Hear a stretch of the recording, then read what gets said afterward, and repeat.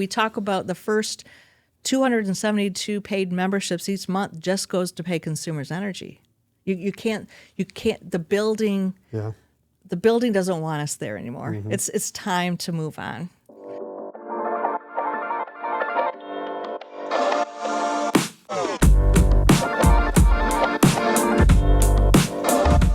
Welcome back to the Talk Midland podcast. My name is Logan Richetti. Today I have a special guest with me, Terri Johnson, the president and CEO of Greater Midland. Hi, Logan. Thanks for being on the show. Thank you. We're going to talk about a lot of things, but the main reason that we're here today is we're talking about the new community center. Yeah, very exciting. A lot going on. Before we start about that, take us through what the Greater Midland is. Yeah, and I think that's a really important question and one we like to talk a lot about because I don't know if the community really fully understands what Greater Midland is as an organization. So we are a nonprofit, a 501c3, but we consist of several operating units. So a lot of people know about the community center because they have a lot of experiences there, and it's kind of big in the news right now with the new center. But we also own and operate the tennis center, our curling center. We have two family centers, Coleman Family Center, North Midland Family Center in Mills Township, and we also run a lot of corporate wellness programs. So, for example, for Corteva, for Dow, even outside of Midland, we run fitness and wellness programs for a lot of different companies. So we're actually pretty large. We're the sixth largest employer in Midland County. Our employee base is a little diverse because we have everything from lifeguards to teachers to tennis pros to, everything in between. But we are a pretty long-standing, 109-year-old nonprofit here in the Midland community. Holy cow, I didn't know any of that. Yeah. I didn't know any of that. I know that recently you had a new logo made, which was cool. Yeah, right? the greater symbol, which we're using and very proud of because it really defines our purpose and what we stand for. And so, I think sometimes we're the greatest story never told, which we have to tell, but we're such an important fabric throughout the community in Midland. And so love these opportunities. So thanks for having me on today to really talk about who we are as an organization and some key things. So who are you as an organization? What is your mission? And what exactly does Greater Midland provide? Obviously, a lot of wellness, a lot of different elements with the tennis center and the community center and the other elements. But when you rebuilt that brand, what was behind that? What was the meaning behind it? Yeah, and it's really kind of fun because I think a lot of companies and organizations, historically, you look about mission and vision, and of course we have some of that foundational information that we've had and we've built on. But about a year ago, I took our leadership team for all the operating units, and we kind of got in a room and we started to say, what do we stand for? What is our purpose? What do we want to live by and stand by? And we came up with really kind of three terms. One is promoting vitality. Mm-hmm. So it is about wellness and well-being and being a critical provider of key services to the full community. Mm-hmm. And then the second one is really around having a place of belonging.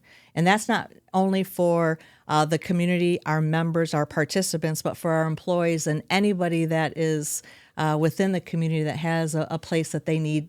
Sometimes looking at it from the third place perspective, usually you have your home and work, and we can often be somebody's third place where it's a sense of belonging.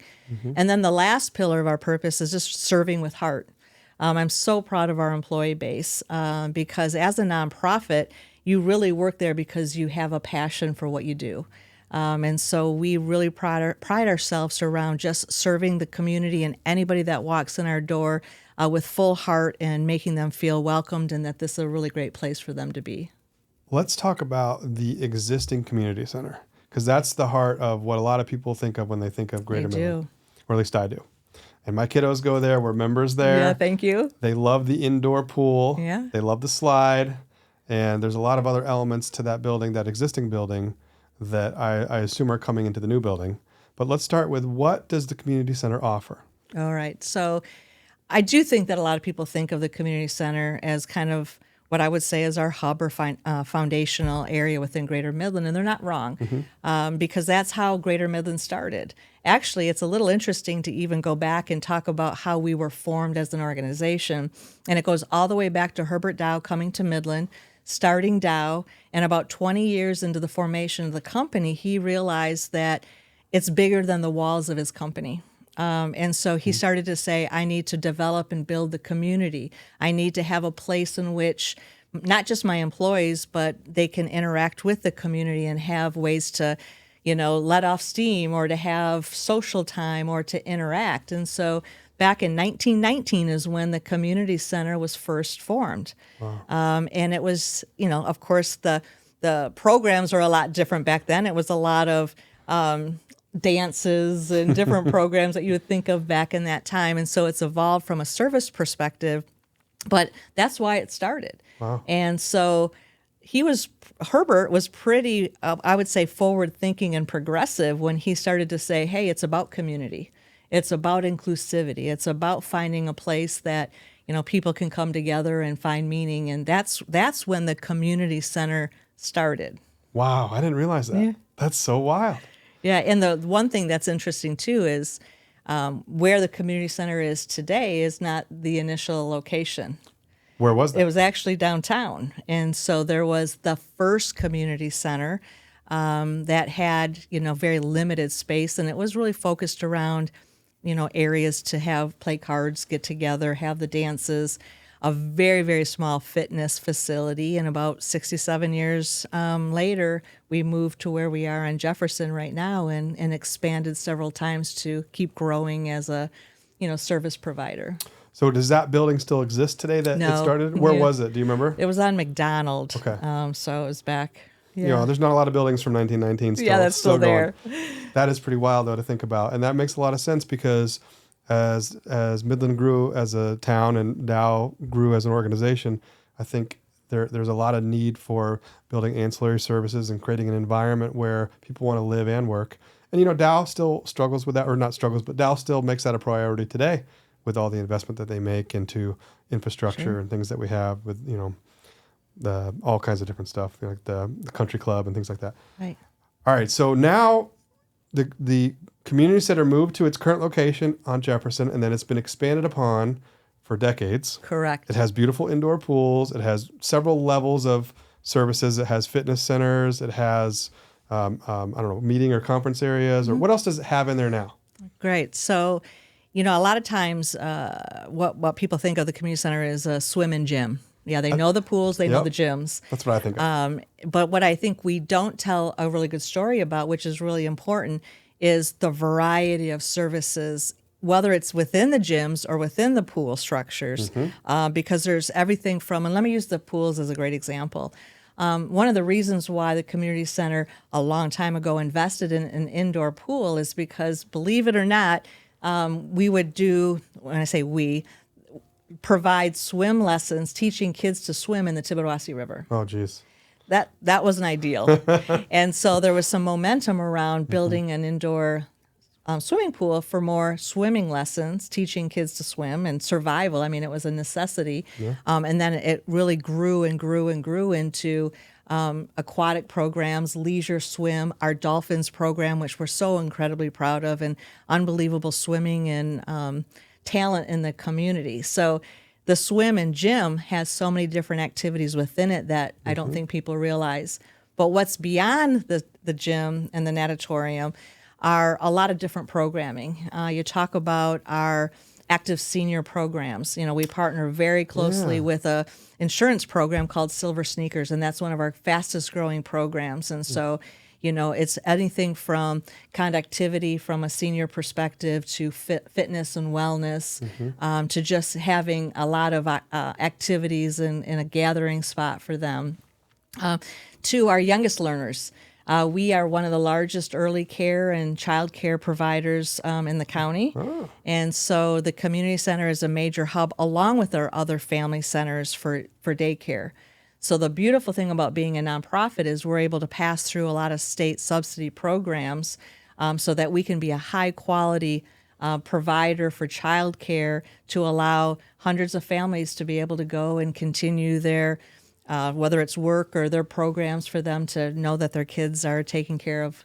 So we have seniors to early care, to our earliest learners, to anything in between. Wow. And then pick programs.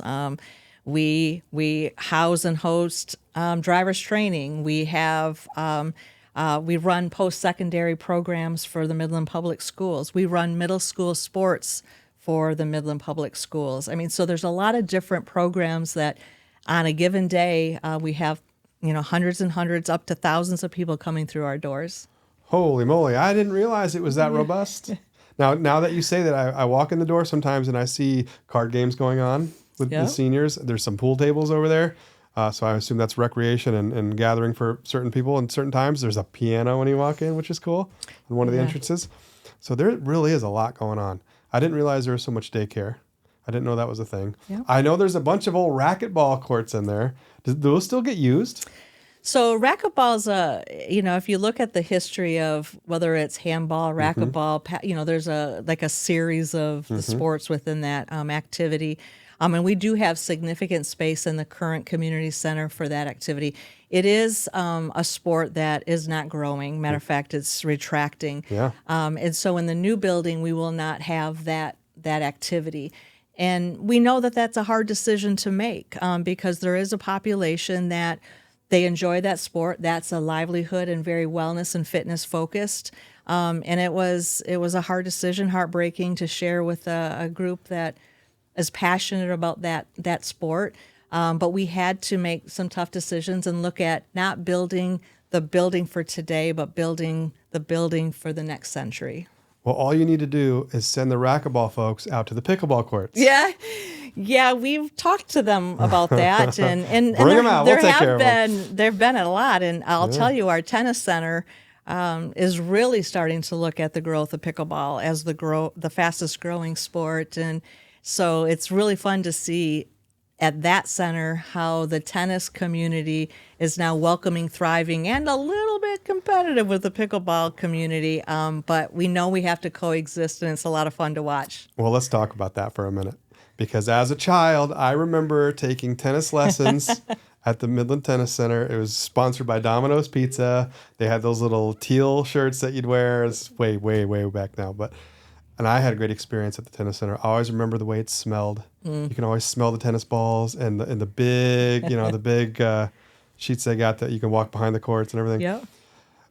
But now, as an adult, as a pickleball enthusiast, I am seeing the inevitable coming of the minds together between the pickleball folks and the tennis folks.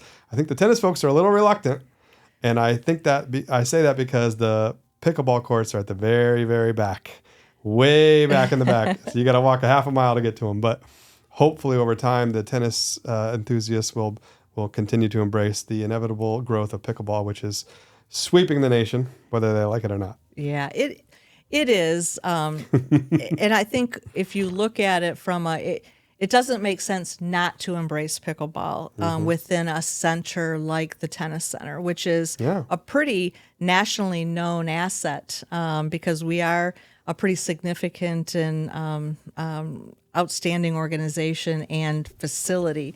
But you do have to figure out truly how, and I say about coexisting because there's different etiquette. There's different everything from noise and sound and play and so we all have to figure out how to work together, and then making sure that we don't ever not honor the long-standing tradition and our future with the tennis, because it's here to last as well, and it continues to grow.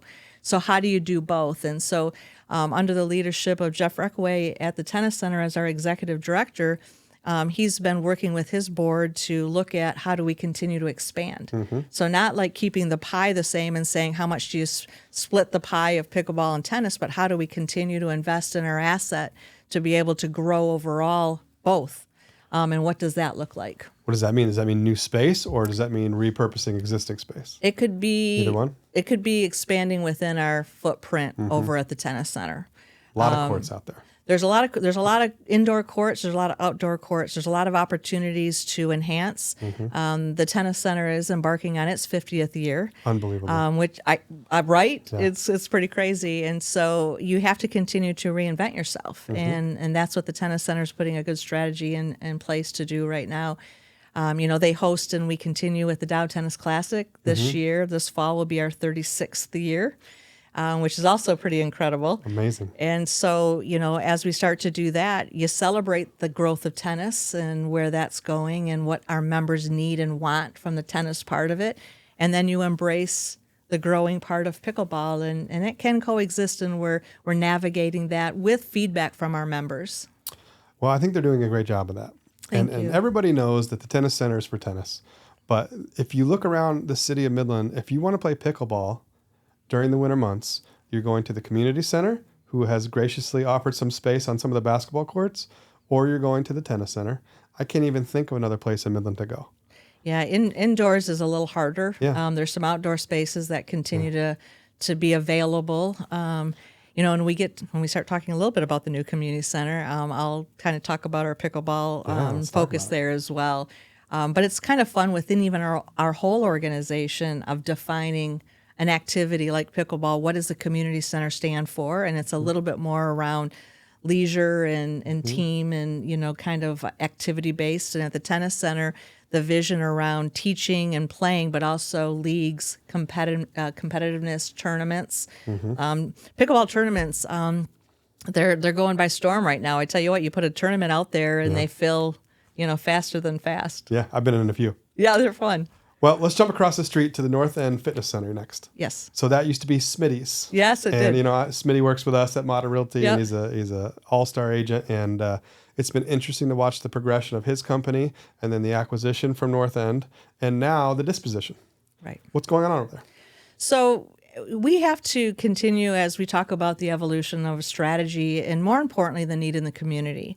And so when you look at North End Fitness as a operating unit for Greater Midland, as we start to look at investing in our assets that we have, which ones do you really want to continue to invest in and grow?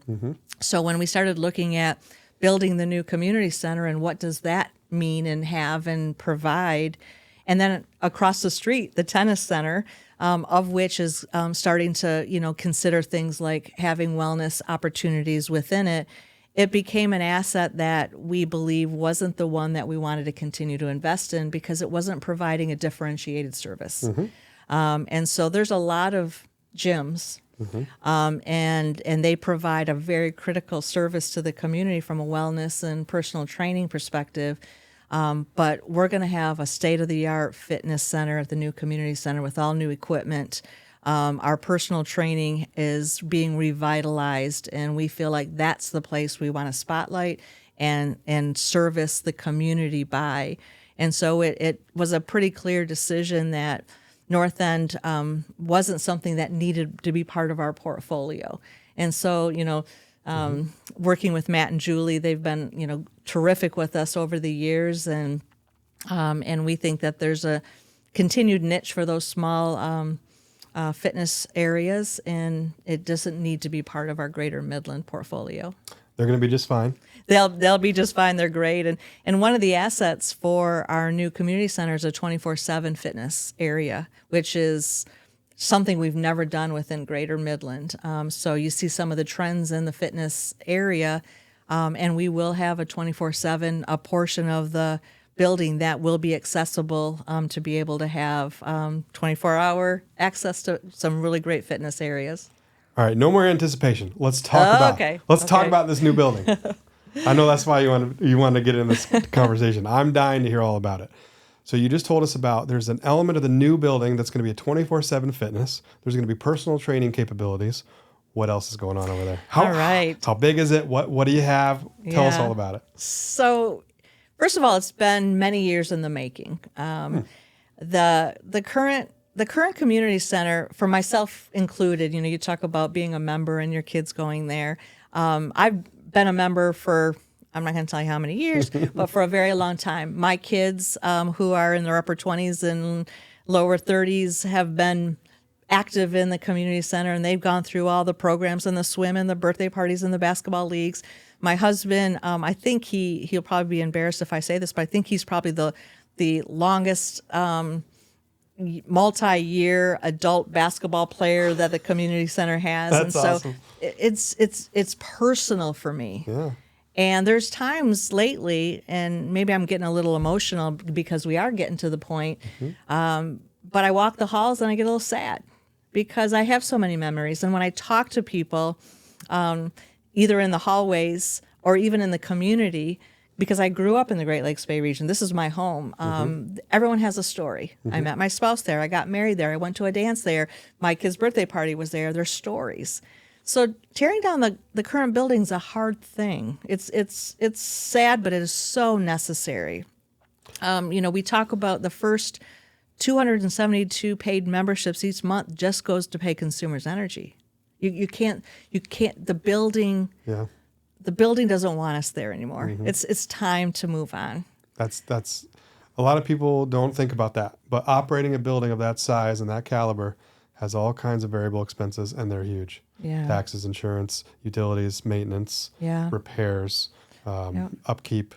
Not to mention, I don't even know what the water bill is, right? Yeah, well, when you have pools, and so you do look at the building, but put aside the affordability, which is, it's not, you're not taking your resources and putting it to the best use. But the building design, because it's been added on so many times, it really isn't a friendly space to be in anymore. It's long hallways.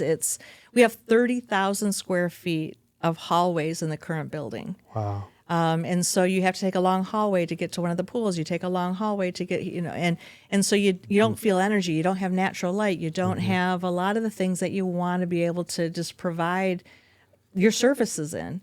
And so this has been a multi-year project around defining. One, we did look at all the studies around renovate, new. Then when you start to make the decision of new, you have to look at and do extensive studying around what programs do you want to deliver? What is the aquatics need here in the region, which is always an active conversation.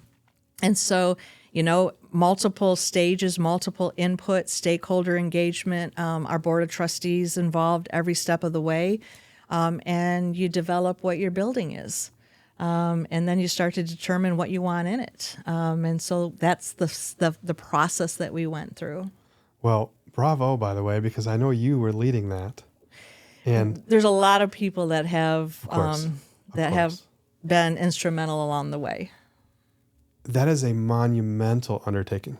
Just imagine somebody calls you up and says, okay, we need a new community center. You need to put it together. That's a lot. Planning, logistics, infrastructure, zoning. Paying for it. Raising the capital for that. Budgets, priorities, making everybody happy, vendors, contractors, contracts. It is a massive undertaking. So bravo for getting Thank you. done. Like I said, we have a great team. We have a great board. Our board of trustees is made up of some really innovative thinkers and movers and shakers in the community, and they've rallied around and been ambassadors from the inception of the idea all the way to today. Yeah. But it's a lot, and that's not an expertise a nonprofit has. So we've had a lot of support from a lot of different people, Dow included. So, of course, you look for the financial support, which you absolutely have to have in order to even do a project like this. But you also need support, ambassadorship, expertise. And there's a lot of people that have rallied around to just be right alongside us as we went through this. And, have we made everyone happy? Are we going to be able to? We still have the ability to be fiscally responsible with the money we have to build what is going to have the biggest impact in the community. One of the things that is exciting to me is seeing all the local contractors involved in this project. We have vendors like Blazy Electric and Three Rivers with John and Brad running the show there. Those guys, having those local vendors working on this project makes me as a resident very happy. It makes us very happy too. As we started to put our strategy together right from the very beginning, one of it was to make sure that we kept our money here locally. And so we, as a board of trustees, actually had goals that we had to achieve as far as who we were hiring here locally in Midland, who we were hiring in the region. Now, there's always times where, there's a product, a service, or a material that you have to go out for special needs, but we have so much talent right here, and you named a couple of them that are so key to our project. And I could go on and on with some of the contractors that we're partnering with. Beer Line is doing the demolition of the current building. But there's nothing more important than making sure that as a community center and as an organization supporting Midland, that we walk the talk. So making sure that we are investing in our own community through this project. Also, they're the ones that are going to be using your building, using your services. They're going to be our members. We want employees from Three Rivers and Blazy and Beer Line and all the local ones that are working on the project to say I did that, and drive by and say that's a legacy that I did. So it's a very important goal for us to achieve as well. Yeah, very happy to hear about that. This construction project was in the works throughout all those challenges and headwinds, COVID, massive shortages in labor, massive increases in materials. How has that affected the budget? A lot. Yeah. And when I say a lot, it's one of those where every step of the way, we had absolute transparency around cost and, where it was at. And I think any construction project this size or bigger you go through, or even if you're building a home, and from the real estate market, it tends to be more than you always think it's going to be. Always. Always. So you have that headwind already, right? Yeah. And when you go through uncertainties in the market because of COVID or labor or fuel charges or, pick your favorite material costs, we did have escalations in cost. But then what you have to do is you have to put it back into perspective to talk about affordability of continuing in your old building. So you're still putting a lot of money into an old infrastructure, or do you continue to move forward to get the project done because the community needs it? We rallied around it.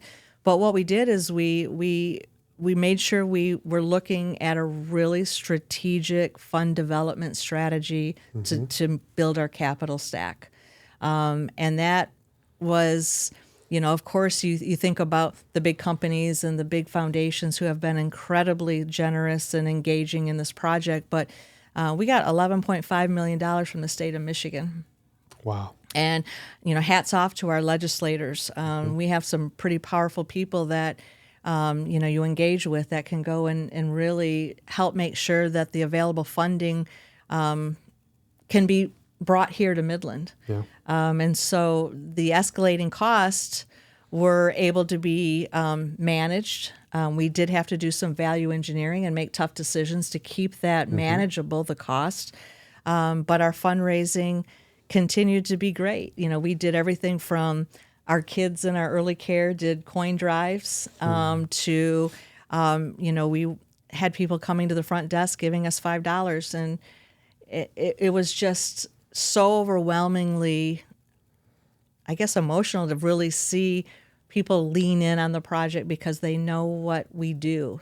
So I hate talking about the building because it's what we do inside the building, but people really responded, and we've had to put our own equity into it, as we should. Sure. But we are really proud of where we're at, and we're going to have a building. Pretty strong leadership. It's a great team. Great job. Great team. Tell us about the components inside the new beautiful building. All right. So in the building, the great thing is there's what's called a master plan. So there's even some level of design and growth within what we have built today. So in the current building that's going to open or will open in May, it has a multi-use pool. So if you think about the two pools that we have in the current building, the Lap Lane pool and the Oasis, it's about the same size as the multi-use pool in the new building. If you do a square footage, it's about 2 lap lanes shy. But the multi-use, it has 4 lap lanes. It has a lazy river. It has a zero entrance for an inclusivity perspective. Kids, disabled, any kind of ability can use it. And we have a really cool slide that goes on the outside of the building and comes back into the building. And so we're really excited about our natatorium, which will have a spa and a dry sauna. Oh. But in a future phase, we have designed the building to be able to accommodate an 8-lane lap pool. And we're working collaboratively with the city and Midland Public and the community to really define and understand what the aquatic needs are. So down the road, as we start to think about what's next, we have ability to continue to grow. So we have our multi-use pool. We have a shiny new, and nobody's stepped on it quite yet, gym, the gymnasium. So we'll have basketball, pickleball, volleyball in one big central area. We'll have a multi-activity gym that also houses those sports, but has a different, unique rubberized floor that you could rollerblade on if you wanted to. So we're excited about our court systems. We have an elevated track that has an adventure bridge, so you can go around, you can stop and do exercises. Halfway through, you can do stairs across the gym. So we're really excited about, walking, jogging, a lot of opportunities within that. So that's really good. We have our early care, so we have the ability to have 20% more capacity for kids in our program, with a future phase to add classrooms down the road if the community needs that. We have a community wing that will provide services for our senior programs, predominantly in the morning, afternoon, but we have teen, youth, adult programmings that go throughout the course of the afternoon and evenings. Party rooms that go right into the pool. So everything from classrooms, activity rooms, pools, to gyms, to early care centers, to everything in between. If you ask me, what I'm really proudest of in the entire process that we've gone through is that we've used what's called a universal design philosophy in the building from a construction perspective, and that is to be as inclusive as possible for every ability to use the building. So our locker room systems are our area. Not only do we have the men's and women's, but we have a row of what we're calling cabanas, which are a full units to be able to go in. If you have families, you have a disability that you need extra assistance or care or resources. If you're LGBTQ plus, that you feel so there's a lot of different opportunities to have more spacings to be able to be comfortable. Our pools, we have the access in. Everything in every space has been designed around making sure that we can invite the entire community in. That's how it should be. And that's how it should be. Sounds to me pretty amazing, pretty incredible. How many members does Greater Midland have? So, I knew you were going to ask me that. Roughly. And so let me kind of break it up into three categories. And I'm going to put it under the revenue. So membership is an absolute critical channel in which you have. And so for, the community center and the tennis center, of course, your membership or even your corporate wellness membership is key, right? There's so many different levels of memberships that you can get.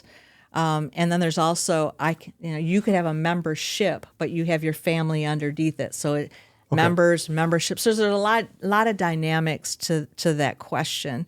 And then you shift to participation. So you look at it, are you doing a wellness class? Are you doing a fitness class? So there's a lot of participation. Our summer camps.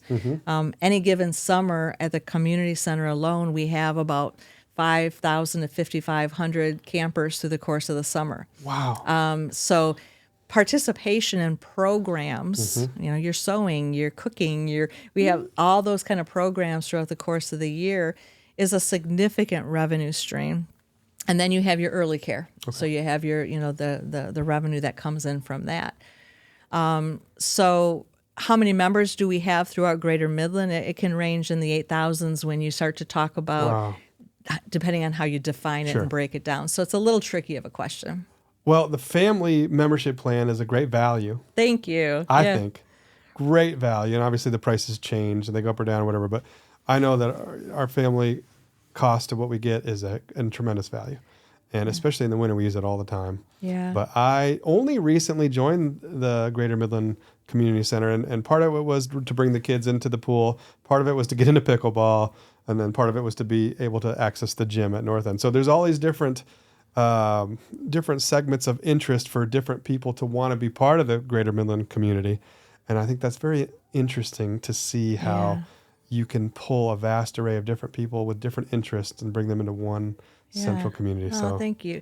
The question on cost, and I think you said it really well when you talk about value, because we get a lot of feedback or comments around it's too expensive, it's too, and there's a little bit of a misunderstanding out there too, is they feel like we're part of the city or part of a tax base. We're not. And so our ability to stay in business is because of our financial independence and sustainability within an organization. So membership paying, to do things is how we stay in business, to be able to continue to provide the services.